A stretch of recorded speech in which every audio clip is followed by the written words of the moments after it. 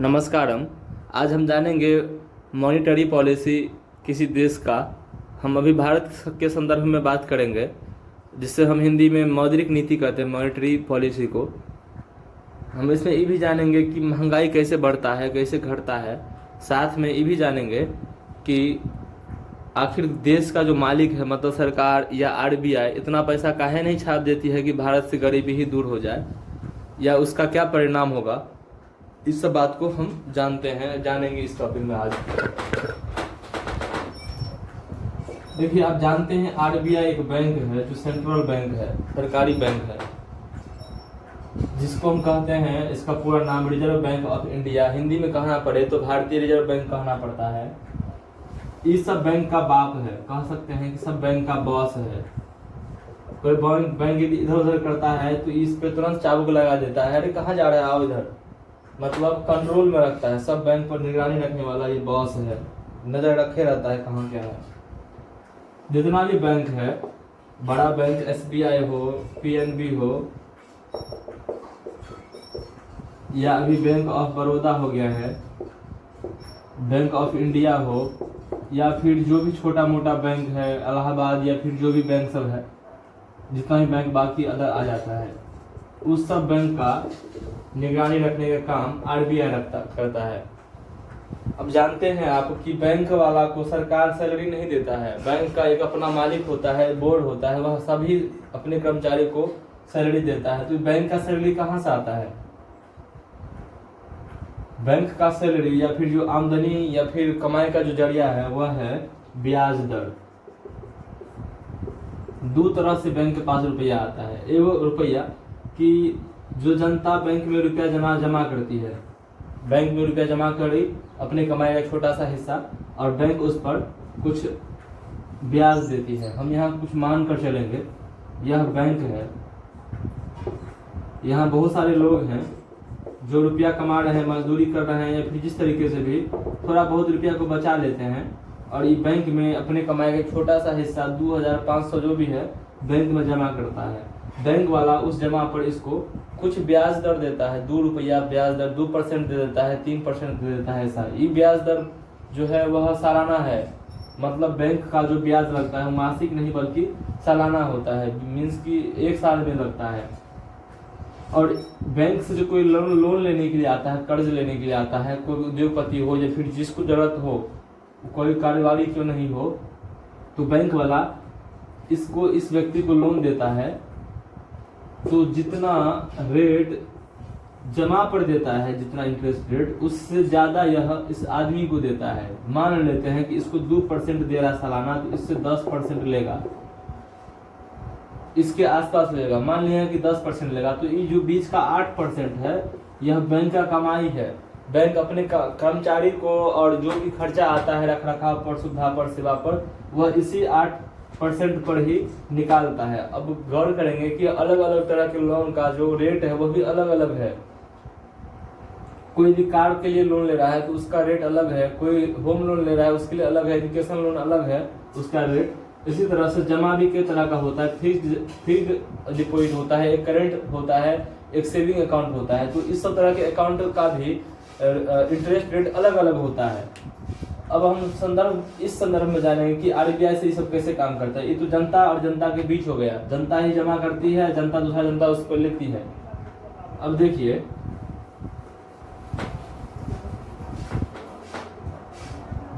SBI, PNB या जो भी बैंक है उसके पास जितना कमाई है, मीन्स की जितना उसके पास धन है, उसका लगभग 15%, अभी हाल फिलहाल का जो डाटा है वह 18% हो गया है।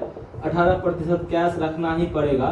यह आरबीआई वाला ने निर्धारित कर दिया है कि आपको जनता के लिए जो मांग जनता करती है, जो गांव में लोग या फिर शहरों में कम ऐसा देखने के लिए मिलता है, लेकिन गांव में देखेंगे कि बहुत ही लोग जाता है बैंक में रुपया निकालने के लिए, उनको जरूरत पड़ता है, तो 18% कैश चाहिए ही चाहिए होता है। इसके अलावा भी यह कई लोगों को कैश रुपया देती है या लोन देती है, लेकिन कई दफा ऐसा होता है कि इस बैंक सबको भी आरबीआई से लोन लेना पड़ता है। जो आरबीआई से सब लोन लेता है तो आरबीआई को भी कुछ इंटरेस्ट देना पड़ता है। इसका मतलब कि आरबीआई भी घूसखोर है, सॉरी सूदखोर है, घूसखोर नहीं सूदखोर है। कहने का मतलब ये भी सूद खाता है, सूद खाए तो क्यों नहीं खाए। इसमें आप देखेंगे कि जो आरबीआई इस सब को ब्याज देती है, ब्याज तो रुपया देती है, उस पर जो रेट लगता है ना उसको रेपो रेट कहते हैं। अखबार में सुनते होंगे कि आरबीआई ने अपना रेपो रेट घटा लिया। इसका मतलब ये हुआ कि आरबीआई जो बैंक सबको दे रही है रुपया, उस पर जो इंटरेस्ट ले रही थी उसका रेट कम कर दिया है।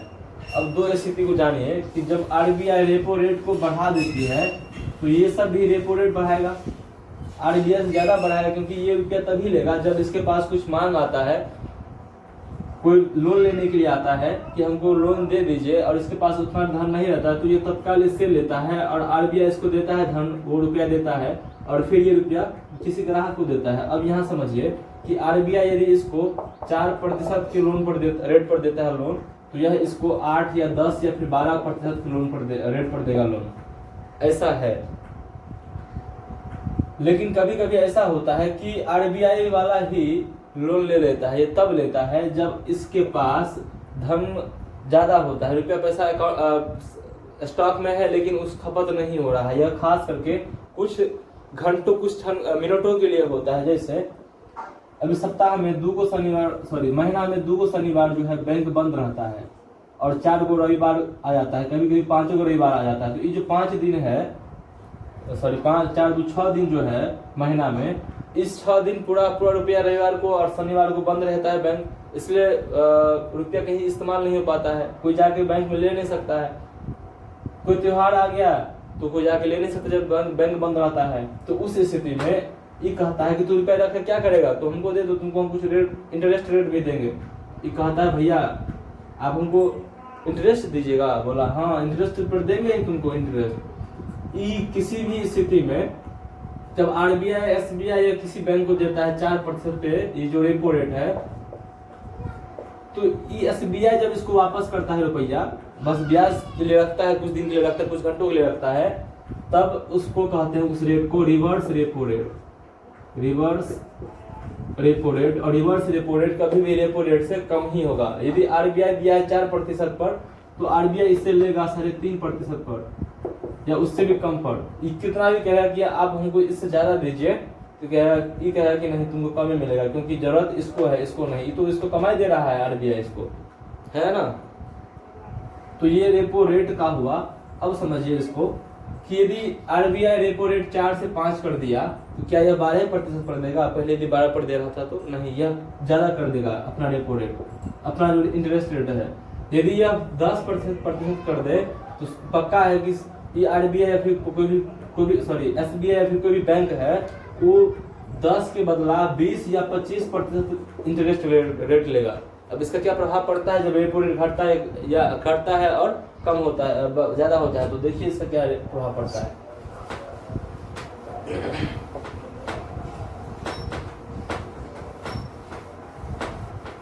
हम यहाँ एगो बैंक ले लेते हैं, मान लेते हैं पीएनबी मान लें या एसबीआई, दो में से कोई एक मान लेते हैं, जो लिखा गया है वो मान लेंगे। यहाँ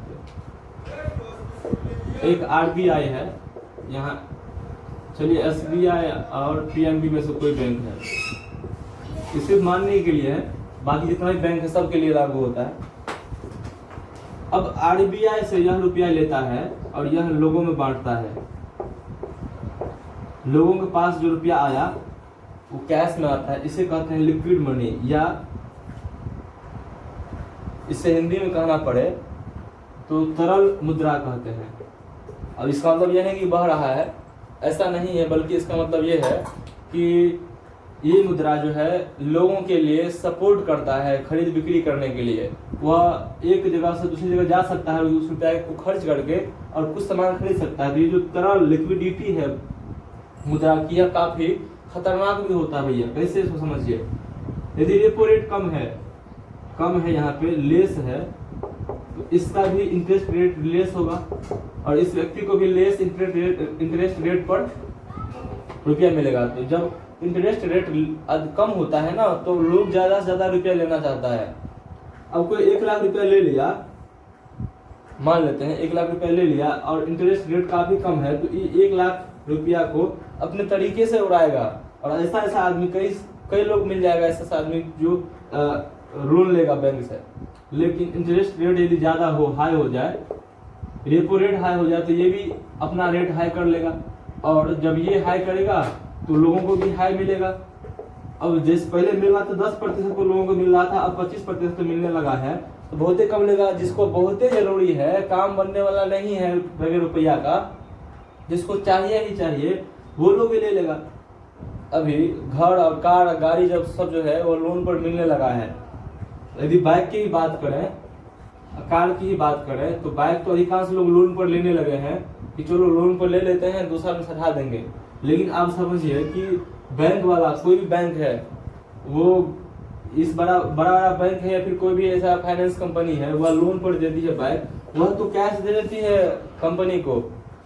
मान लेते कोई हीरो का गाड़ी लिया है, कोई बाइक लिया है और 70,000 पड़ा है उसको, तो 70,000 का 70,000 वो कंपनी फाइनेंस कर देती है, जो कंपनी से आप लोन लिए हैं।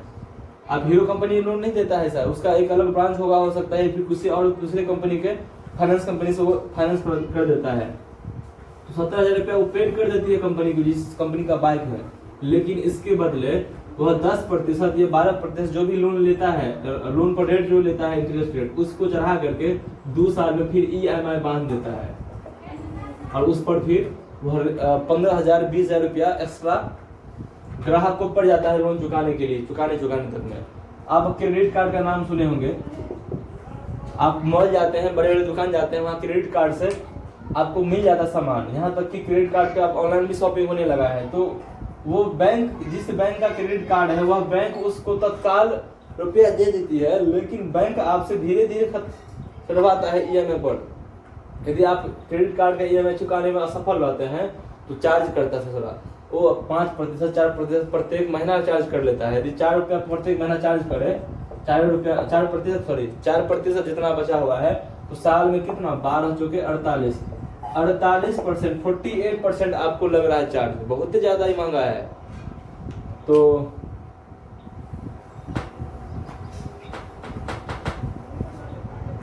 लिक्विडिटी की बात कर रहे थे, यदि कैश रुपया आ गया किसी के पास, तो वह उसके पास रुपया पैसा है। आप गौर कीजिए, प्रैक्टिकली आप समझिए, इसको अपने से रिलेट कीजिए।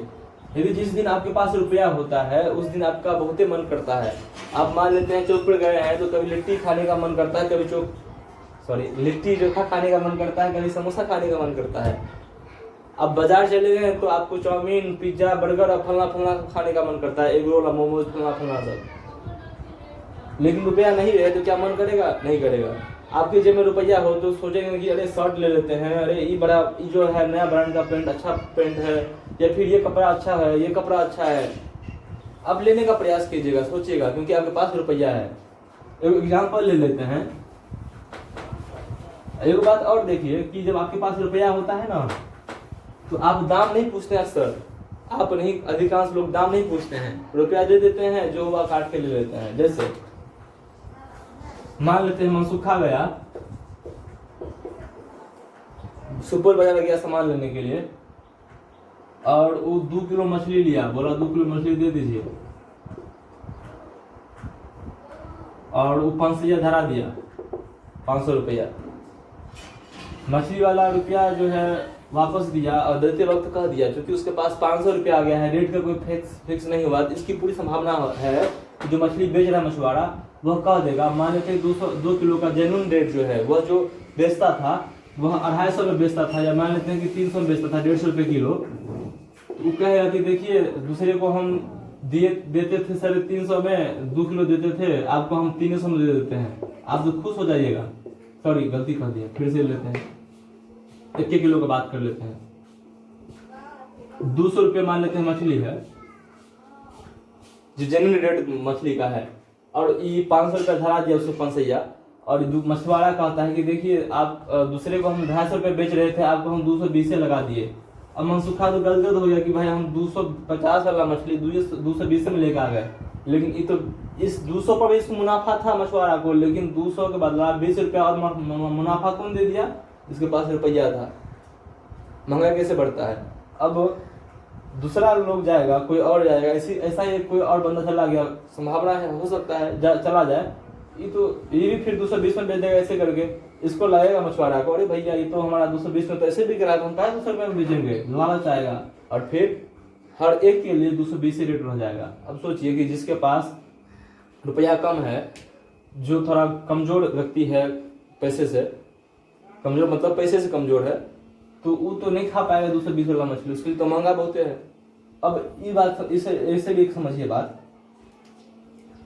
ये तो एक स्थिति हुआ। यदि दूसरी स्थिति है कि मनसुखा के पास किसी दिन रुपया 2100 रुपया हुआ और उसका मन है कि हम रोहू मछली खाएं, और जाके पूछता है कि मछली इस बार में तोलाता नहीं कि तोल दीजिए किलो और फिर, क्योंकि पैसा कम है और इसको अनुमान है कि मछली का रेट ज्यादा हो सकता है, तो जाके पहले लोग पूछेगा दाम कि भैया मछली कितना रुपए किलो दिए हैं, 200 रुपये किलो है, तब तोल मोल होता है कि थोड़ा कम कर दीजिए ना, थोड़ा कम कर दीजिए। यदि कम नहीं किया तो आधा किलो लेके आ जाएगा 100 रुपया का। लेकिन यदि रुपया है तो ये स्थिति आ जाता है, पूछता नहीं है। आप ही गौर कीजिए, आपकी जब पैसा जब रुपया रहता है जेब में तो क्या क्या विचार आता है कि क्या ले, ये ले, प्लानिंग करते हैं, वो लें, क्या ले लें, और उस खुशी में क्या क्या नहीं ले लेते हैं। जब रुपया नहीं होता है तो दिमाग बहुत चलता नहीं कि क्या लेना है, बस मन मार के आ गए, जा रहे हैं चौक पे, रुपया जेब में नहीं है तो उधर देखेंगे भी नहीं, जो जहाँ पे मिल रहा है पानी पूरी समोसा जो भी है, लेकिन रुपया जेब में है, चलो दे देते हैं। एक स्थिति और तो बात है जब कोई उधार देने वाला हो, इससे थोड़ा और खराब स्थिति आ जाता है। मन तो करता है कि कुछ खा लें, पानी पूरी हो, समोसा हो, या फिर चाउमीन हो, या कुछ भी, आइसक्रीम कुछ हो क्यों नहीं हो, पैसा जेब में नहीं, खाने का मन कोई कह दिया खाएगा, अरे खा लो ना, कह दिया आपकी रुपया नहीं है, अरे हम दे देंगे रुपया, अरे नहीं रुपया नहीं खाएंगे, अरे दे देंगे रुपया तुमको, हम चिंता नहीं करो, अच्छा लोग खा लेते हैं। और रुपया नहीं है, खा लिया, लेकिन उसको तो चुकाना भी है रुपया, है ना। तो ये सब गरीबी को भी बढ़ा देता है। बहुत ऐसा सारा लोग है जो नाम कमाने के लिए ना, कि हमारा नाम हो, श्राद्ध में, बरखी में, या फिर शादी ब्याह में पैसा कम रहता है, उसके बाद भी नाम कमाने के लिए कि फलना अपना बेटी में इतना खर्चा किया, फलना अपना बेटा में इतना खर्चा किया, फलना अपना पिताजी के या माँ जी के श्राद्ध में इतना खर्चा किया, कर्जा ले करके काम कर लेता है, बाद में उसको पछताना पड़ता है, और जो स्थिति उसकी होती है वही जानता है, कोहरते रहता है कि इतना रुपया कैसे खत्म करेंगे, फिर आएंगे। तो अब समझिए रेपो रेट का क्या प्रभाव पड़ता है महंगाई से। यदि रेपो रेट कम है, रेपो रेट कम है तो मांग अधिक होगा, बैंक का जो है रेट वो भी कम होगा, बैंक रेट, तो पब्लिक को भी रेट कम रेट में मिलेगा, मतलब मांग बढ़ जाएगा। जब मांग बढ़ेगा तो कैश मार्केट में ज्यादा आ जाएगा, जब मार्केट में कैश ज्यादा आ जाएगा तो फिर महंगाई बढ़ जाएगी। कैसे बढ़ेगी सो बताए थे, जेब में रुपया बहुत है तो कुछ खरीद लिए तुरंत, और द्रू का चार्ज दे के आ गए। अब रेपो रेट अधिक है, बैंक का रेट भी अधिक है, अब बैंक का रेट अधिक है तो मांग कम गया, मांग कम गया। यहाँ पे रेपो रेट अधिक है, बैंक का रेट कम था तो मांग बढ़ गया था। यहाँ पे क्या है कि रेपो रेट अधिक है, बैंक का रेट अधिक है, और मांग कम गया, मांग कमा तो रुपया मार्केट में कम है, रुपया मार्केट में कम है, हाथ में रुपया कम है तो उतना ही काम करेगा जितना की जरूरत है। चावल दाल नहीं है तो चावल दाल की व्यवस्था करेगा, वह लिट्टी चोखा खाने का पसंद नहीं करेगा। अब इसको समझिए, ऐसा स्थिति ये एक हद तक गरीबी को जन्म दे देता है। अब हम कभी बोले थे शुरुआत में, वीडियो की शुरुआत में, कि भारत सरकार काहे नहीं गरीबी को हटाने के लिए रुपया छाप देता है। वेनेजुएला एक देश है, वेनेजुएला, वह रुपया छापा था, बहुत ही रुपया छापा था कि गरीबी खत्म कर देंगे हम रुपया छाप करके। हुआ ऐसा कि 2-2 लाख रुपया के बराबर उसका वहाँ का जो मुद्रा है, जो भी मुद्रा मान लेते रुपये वहाँ का मुद्रा है, 2-2 लाख रुपया वहाँ ले जाता था आदमी को, एगो ब्रेड मिलता था, उसका रुपया ऐसे ऐसे फेंक देता था लोग, क्योंकि उसका वैल्यू ही गिर गया था, वैल्यू इतना गिर गया। आपके पास यदि जब रहता है ना 10,000 रुपया ना, तो आपके लिए सोचिए, थोड़ा गौर कीजिए कैसे होता है। जब आपके पास 10,000 रुपया हो तो आपके लिए 5 रुपया का उतना महत्व नहीं होता है, 1 रुपया तो कुछ हो नहीं है, सोचिए थोड़ा। लेकिन आपके पास 100 रुपया है तो संभव है कि 10 रुपया 5 रुपया का बहुत वैल्यू हो, 1 रुपया का उतना वैल्यू नहीं हो। लेकिन आपके पास 5 रुपया है तो आपके पास उस 1 रुपया का भी बहुत वैल्यू हो जाता है। वेनेजुएला सरकार बहुत रुपया छाप करके सोचा कि गरीबी को मिटा देंगे, लेकिन हुआ उसका ठीक उल्टा। वहां महंगाई इतना बढ़ गया कि 2-2 लाख रुपए ले जाकर पाव रोटी खरीद रहा है, 2 लाख रुपए में पाव रोटी खरीदेंगे भारत सरकार इसलिए ऐसा नहीं कर रही है। यदि कर दे तो और महंगाई बढ़ जाएगी और लोगों में सोचो पटपटा के मरना शुरू होगा तब महंगाई भुखमरी के कारण, क्योंकि महंगाई इतना बढ़ जाएगी, उसके बाद रुपया का वैल्यू गिर जाएगा। इसलिए भारत सरकार इसको ऐसा नहीं कर रही है। कुछ बच्चे हमसे पूछ रहे थे कि बैंक सरकारी बैंक है तो उसका जो रेट है क्या अलग अलग होगा या एक ही होगा हर एक बैंक का। देखिए दो स्थिति पर निर्भर करता है।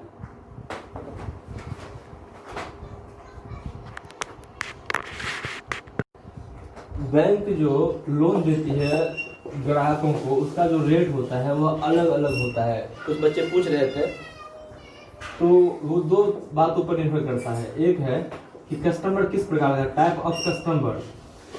दूसरा है टाइप ऑफ लोन, लोन का प्रकार किस प्रकार का है, लोन किस प्रकार से है। ये बैंक है, मान लेते हैं ये मनसुखा है, यह SBI बैंक है और इस मनसुखा जो है SBI बैंक का ग्राहक है।